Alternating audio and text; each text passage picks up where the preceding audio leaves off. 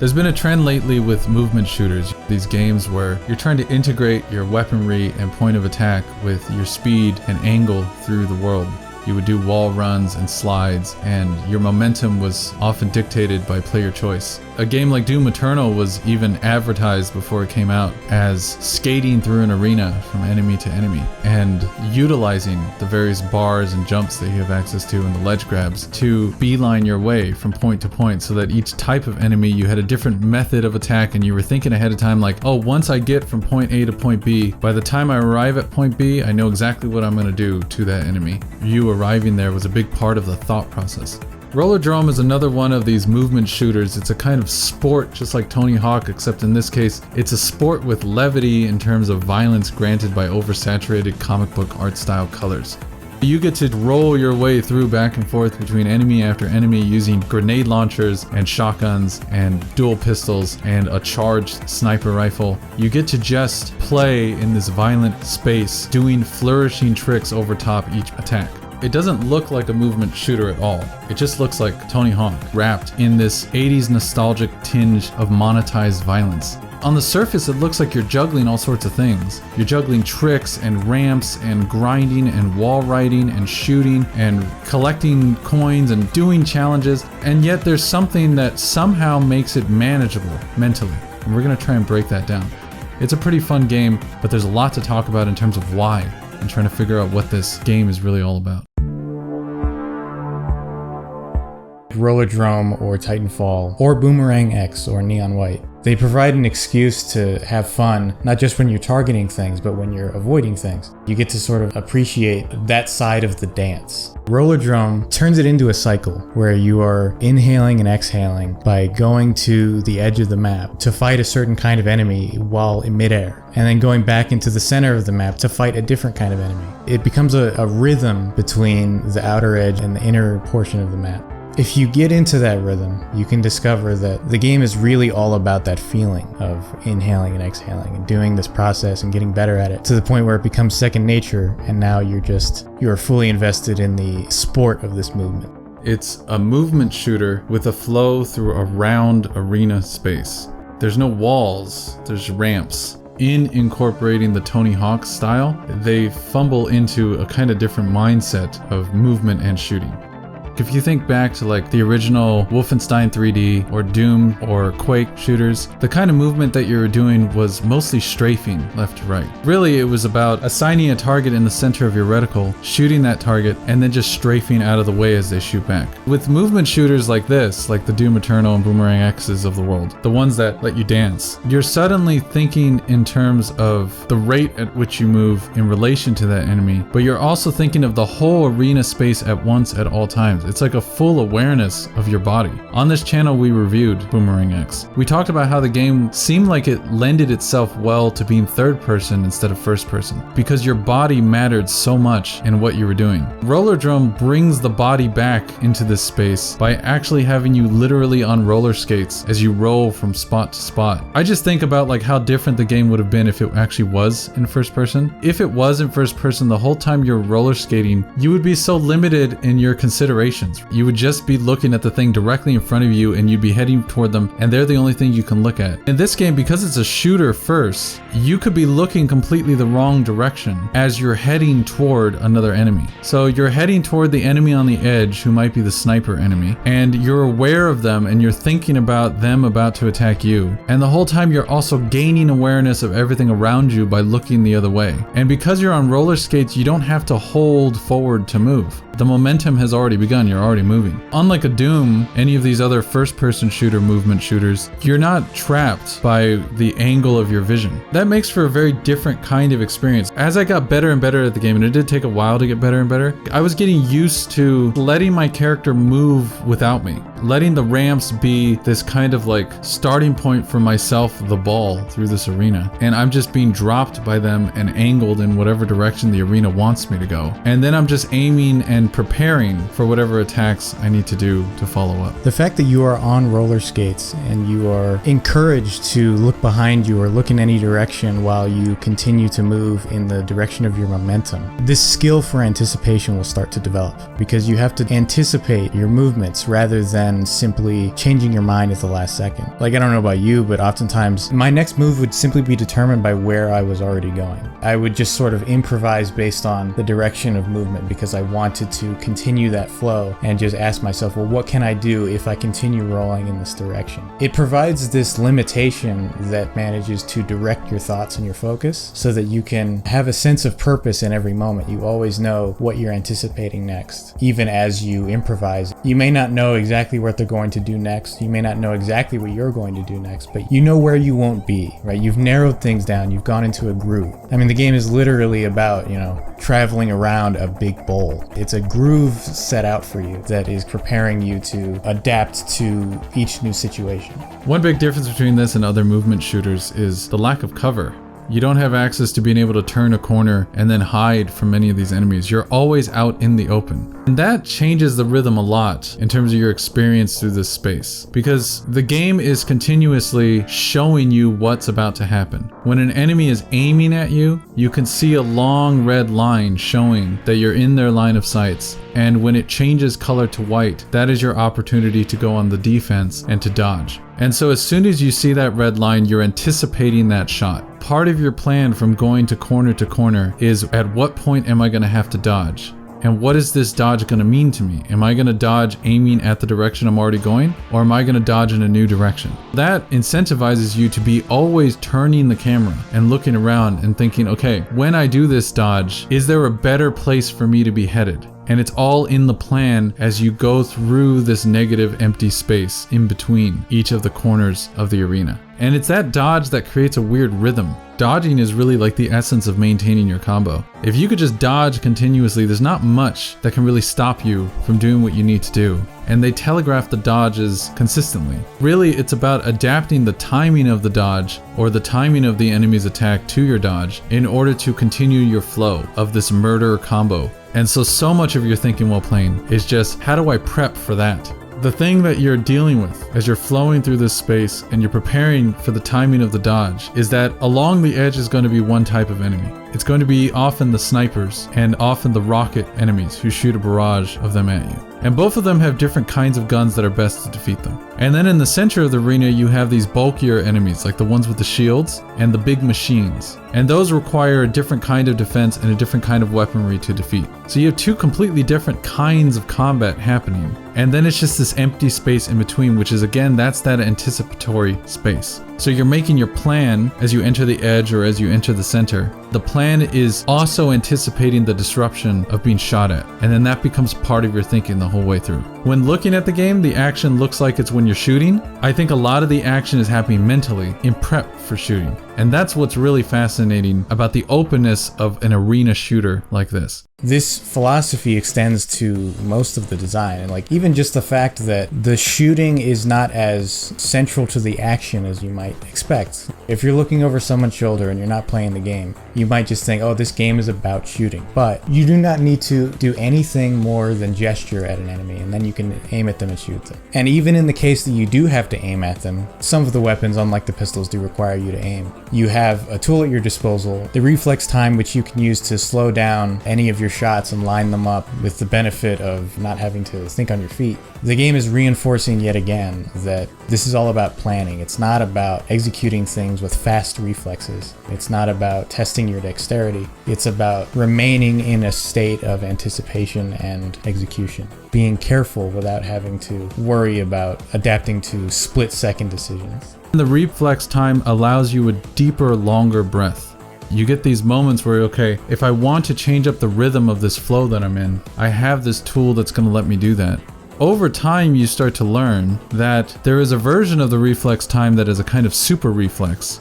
If you dodge an attack and then immediately activate your reflex time, your attacks are now stronger. And that's quite significant because some enemies, they don't die quick enough prior to their escape. There are some enemies who will teleport as soon as they're shot. There are some enemies who will build up a shield as soon as they're shot. So sometimes you don't have enough time to actually kill them quickly enough, which means you then have to do another round of attacking them in order to get rid of them. You being shot at is the thing that's breaking up your flow continuously as you're going through this space. the super reflex time suddenly makes that really inconvenient thing of being shot at one of the most convenient things. Because now it's the thing that actually saves you time, because if you dodge at the right time and activate your super reflex, now you can kill that enemy faster than you would have otherwise been able to do, because otherwise they would have teleported or put up a shield and you would have had to fight them all over again. You're figuring out your tools based on taking the inconvenient parts and actually making them your tools in the process of this combat arena. A lot of that is so possible because there's no walls. Doom Eternal, you're surprised sometimes when you turn the corner and you see an enemy there that you didn't expect to see.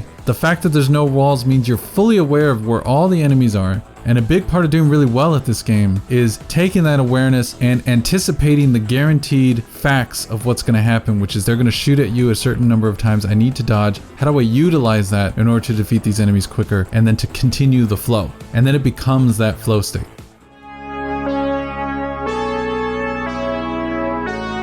One thing immediately noticeable about this game, as soon as you look at it, is that cel-shaded cartoon style. And to me, it's the style in video games that I absolutely adore. This is a style, as soon as I saw it in games like Wind Waker or Jet Set Radio or 13, all these various older games, it became immediately apparent that this would stand the test of time. This is something that's going to hold up. It is pure animation. The limits of the hardware become less, the boundaries of what could possibly happen in this space is far more limited by imagination, like all animation can be. And this game is trying to capture comic book art of a kind of time in the 70s and 80s. It's very like hard lines and grainy texture of color in between. And on top of that is this synth wave of the soundtrack. As you're skating through, instead of like the Doom Eternal headbanging rhythms, instead of the Hotline Miami grossness of the beats, this one is far more like sci-fi synth, like almost like the earlier days when analog instrumentation was a transition into the synthetic keyboards, where suddenly they were able to change the sounds of the piano. So there was all this like new experimentation happening. So sci-fi films were using that to sound futuristic. And this game is trying to sound like that. There's this overall vibe that we're not in the future for us. We're in the future for the 80s. This game takes place in the year 2030. 2030 is right around the corner for us. But in this world, it's like a far off 2030 without Facebook or Meta or VR or any of the kind of tech that we would expect to exist in the future. It's like the kind of future that only the 80s could have understood. There's even one point where you can find in one of the first person sequences, this sport has been going on for 20 years. As you know, I've been covering Rollerdrome for almost 20 years now. You know that at least since 2010 this has been happening, so it's clearly definitely not our timeline that we're existing in. The vibe all in all is this kind of like 80s nostalgia that's being thrown into this game, into this action shooter with tricks. It got me thinking about nostalgia generally, because this 80s nostalgia has been showing up all over the place. You know, you see it in Stranger Things and certain films like to capture that feel. There's like a vibe that 80s have that seems to be wanting to be recaptured in certain kinds of media. And what's funny about that is like I grew up in 88. I was a baby in the 80s. So technically I was there in the 80s, but I wasn't there. I was really a kid of the 90s. This 80s nostalgia feels as real to me as it would to almost anyone who grew up in the 80s, because the reality of growing up in any one space is you really are only growing up in whatever your local space is. And so much of your understanding of that time that you're growing up in that you're then going to become nostalgic for is only what you perceive in the media. And that is what I perceive too, especially when it's the nostalgia that's being pushed so hard. It's weird how familiar that 80s nostalgia feels to me, and how much nostalgic longing I almost have for it, even though I definitely don't actually have that in my life as like a real experience. We can't escape nostalgia anymore, and it's not just our nostalgia. We are always forever able to witness childhoods. We're able to see the 80s toys and the 80s films and the 80s music. We're able to see the 90s cartoons and the 90s jokes and the 90s clothing and weird S-shaped writing. All of that stuff is as much a part of our life now as it was when I was a kid, except now it's accumulating. And so I have all these layers of nostalgia just existing at once. This game is in that weird in-between space of nostalgia kick, 80s film, sci-fi synth. Now that we've reached this point where people who weren't raised in the 80s can be nostalgic for the 80s, it feels like the nostalgia can just perpetuate itself indefinitely. We've reached a point in history where now people can pass on their nostalgia to their children and they can preserve it in the same form that they experienced it. They can decide, perhaps selfishly, that they want their child to have all of the same touchstones that they did. And they can simply show them. If they loved Star Wars growing up, they can show them Star Wars at the exact age that they experienced it in their youth. And they can recreate that nostalgia. We're now potentially stuck in experiencing the everlasting form of secondhand nostalgia. And it turns out to be just as potent in some cases as firsthand nostalgia. It never necessarily decays. It's people, if they choose to, can always be nostalgic for the 80s, well into the next few centuries. We can still be nostalgic for the 80s if we don't break the tradition. We'll never not be living in this time too. We're gonna have all the footage that we're all watching now and existing and experiencing now, and then we're gonna have the same level of access to it. And it's gonna be the same kind of access because we're not watching television where it's being fed to us. We're clicking on something and choosing to watch it. That's gonna be the same, but it's just gonna have the reference point of, oh, it's in the past now, but we still have access to it. So there's something weird. It feels like an odd media trap. It's strange to me that I feel so fond for this 80s period, even though that's not my time. But I get the references. Like, I feel the Running Man vibe. All those 80s kind of weird post-apocalyptic where the hero gets to be completely murderous and righteous at the same time because, oh, it's not their fault they're put into a blood sport. It's so fun because it's cartoony violence to the extreme. You're blasting enemies away, but everything is so exaggerated. And look at this cartoon comic. It really lets you just be completely vicious in the most colorful way. There's nothing evil about it because it's just sport. It's the corporation that's evil. The corporation gets to be like this odd proxy for whatever kind of moral hesitation we might have about what we're doing. Damn it, they forced us. I'm in debt, that's not my fault. This is the only way I'm gonna pay it off is to murder a bunch of people, so I better do it. That's the fantasy, right? Like, that's the fantasy of this space. It's like, oh look, we get to be psychopaths permittedly. How nice and relieving that is. I enjoy it a lot, just skating around and shooting people. I shouldn't edit that.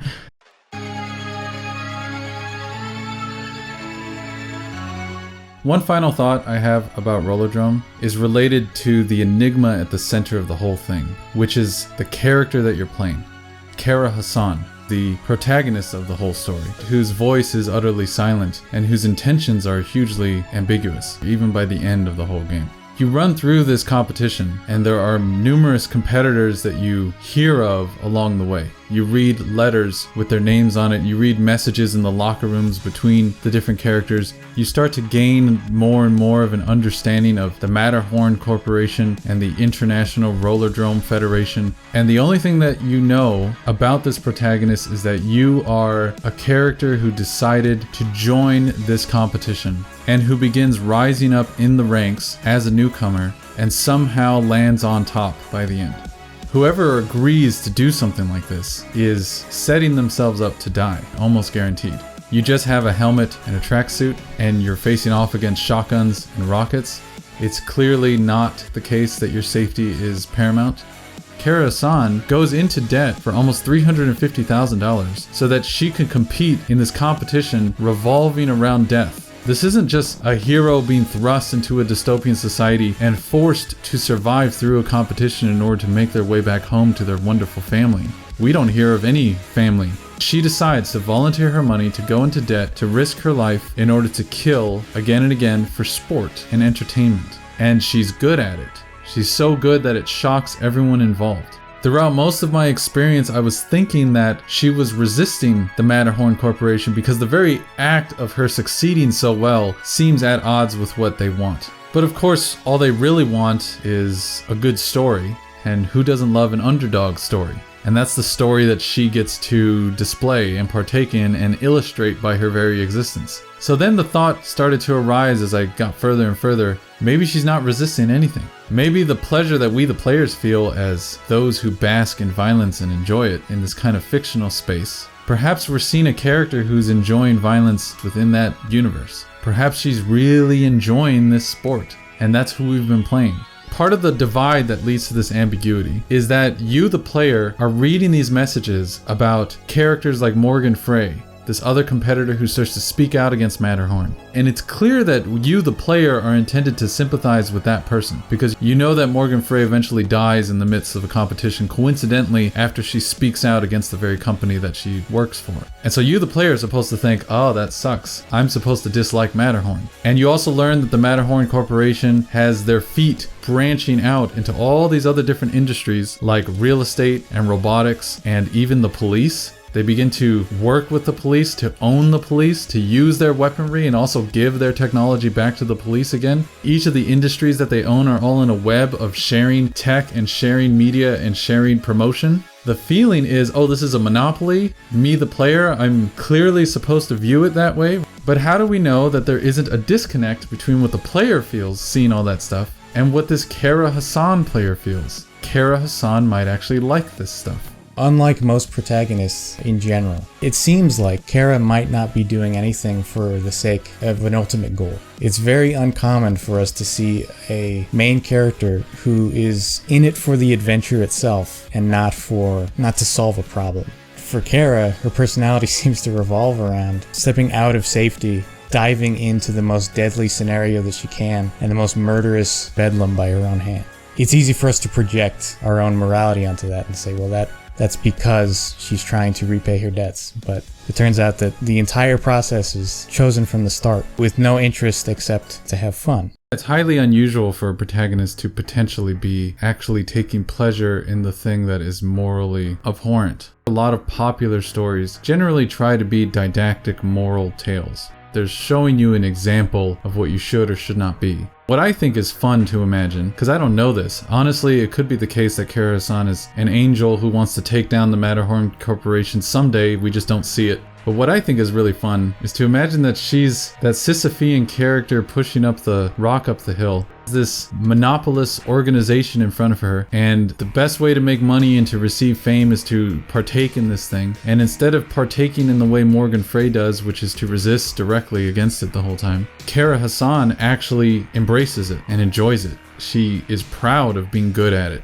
Perhaps she's proud to be the best killer. When we play these games and we get really good at it, because it's fictionalized, we're actually able to just really enjoy being really good at aiming and shooting and decapitating and fighting and cutting things down, hordes and getting combos down. Whatever it is that we do, we just get really good at it. Because it's fiction, the context is removed enough so we can feel really proud at essentially be good at something that is not beneficial to the world. What if we have this character who's actually really good at something directly harmful and happy about it and actually embraces it, becomes the top most famous player in the whole thing off of the back of her own will? She's a kind of Nietzschean hero. It's like that pure will to power. She doesn't give a shit about morality or any kind of dogmatic sense from armchair philosophers trying to tell us how to live. She potentially is this kind of weird enigma hero of disdain. And I think that's kind of exciting. And again, it's probably not likely that that's the case. I think what's likelier is they probably didn't give her enough of a full backstory and they just don't go into it. But if that were the story, it's a really, really cool anti-hero adventure. It would explain the massive advantage she has over previous combatants. She has no reputation preceding her, but on her first attempt, she is able to do what no one else could. She's able to climb to the top of the mountain of bodies. And sometimes in stories, in the words of Ursula Le Guin, right makes might. The main character is also coincidentally the strong one, and we can all feel good about that. The person who loves succeeding is the one who also receives the most reward. Again, we might be projecting. It's hard to know because, in a way, this interesting take on a character is really just the removal of an ingredient. She's a typical anti-hero minus the internal conflict. She doesn't make excuses. It's like Lolita without the narrator's attempts to obscure their motives. So I don't know, but it definitely jumps out at you. It's a very strange feeling to embody this character who seems to have no interest in stopping this carnage.